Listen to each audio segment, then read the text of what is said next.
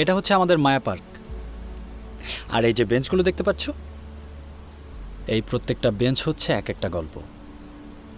এই বেঞ্চগুলোতে অনেক সম্পর্ক তৈরি হয়, আবার ভাঙেও। এখানে মানুষ যেরকম ভালোবাসার প্রকাশ করে তেমনি প্রকাশ করে ঘৃণারও। শুধু কাপলরা না, যখন একাকী একটা মানুষ এই বেঞ্চগুলোতে বসে তখন সে তার জীবনের নানা গল্প ভাবতে থাকে। আর সেরকম বিচিত্র গল্পের সাক্ষী আমাদের এই বেঞ্চগুলো। এই বেঞ্চগুলো যে গল্পগুলো জানে, এই গল্পগুলো যদি আমরাও জানতে পারতাম ভালো হতো না? অ্যাকচুয়ালি তুমি নিউ ইয়র্কের সেন্ট্রাল পার্ক হলে জানতে পারতা। কিভাবে?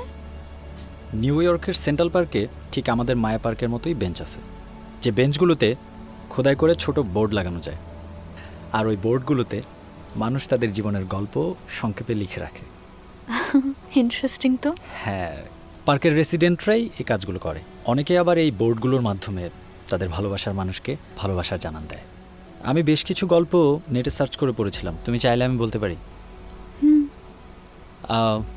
ক্যারেন্ট নামের একজন, সে তার প্রেমিক টনিকে লিখেছিল, win, lose or break even, you always have me. তারপর অ্যান্ড্রিকে তার গার্লফ্রেন্ড ক্রেসিকে বলেছিল, my dearest Cressy, will you marry me with all my love and promises. But সবচেয়ে ইন্টারেস্টিং ছিল ভিক আর ন্যান্সি শিলারের গল্প। কি গল্প? এই দম্পতি তাদের বোর্ডে লিখেছিল, we would make the same mistake all over again. Mistake? Mistake.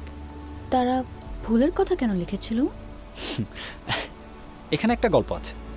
Vicco Nancy শিলারকে বিয়ে করার আগের দিন রাতে তার মাকে ফোন করেছিল। তখন ভিকের মা ভিককে বলেছিল, সে যদি ন্যান্সি শিলারকে বিয়ে করে তাহলে সেটা হবে তার জীবনের সবচেয়ে বড় ভুল। তখন ভিক তার মায়ের অবাধ্য হয়ে ন্যান্সি শিলারকে বিয়ে করে। আর এখন তারা 15 বছর ধরে সুখে শান্তিতে সংসার করছে। সুন্দর ভুল। আবারও প্রমাণ হলো বাবা মারা যে সবসময় সন্তানের ভালোটাই বোঝে তা কিন্তু না।